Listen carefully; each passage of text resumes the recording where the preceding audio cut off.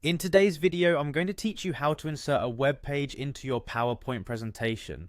This is an incredibly useful skill that allows you to enrich your presentation with live web content, ensuring your audience receives up-to-date information directly from the web. So let's delve into the step-by-step process to make this happen seamlessly in your slides. First things first, you'll want to make sure PowerPoint is running on your computer. If you don't already have it open, go ahead and launch the application. Once you've got PowerPoint up and running, navigate to the presentation you're currently working on, or open a new one if you're starting from scratch. The next step involves selecting the element in your slide where you want to place the link. This could be a piece of text, an image, or even a shape. It's all about where you think the link to the web page will most effectively supplement your presentation. Simply click on the element to select it. Now let's focus on the menu options at the top of your screen. You'll need to click on the Insert tab.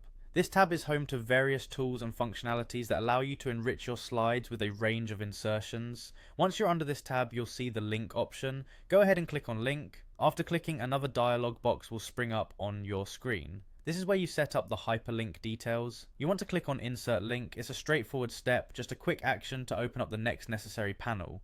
Next, you'll need to type in the URL of the web page you want to link to. Be careful here, make sure the web address is accurate as any errors could lead to a broken link or an incorrect page.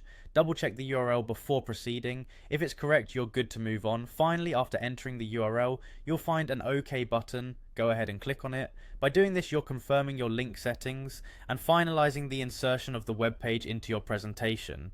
And with that, the web page is now linked to the item you selected on your slide. It's as simple as that.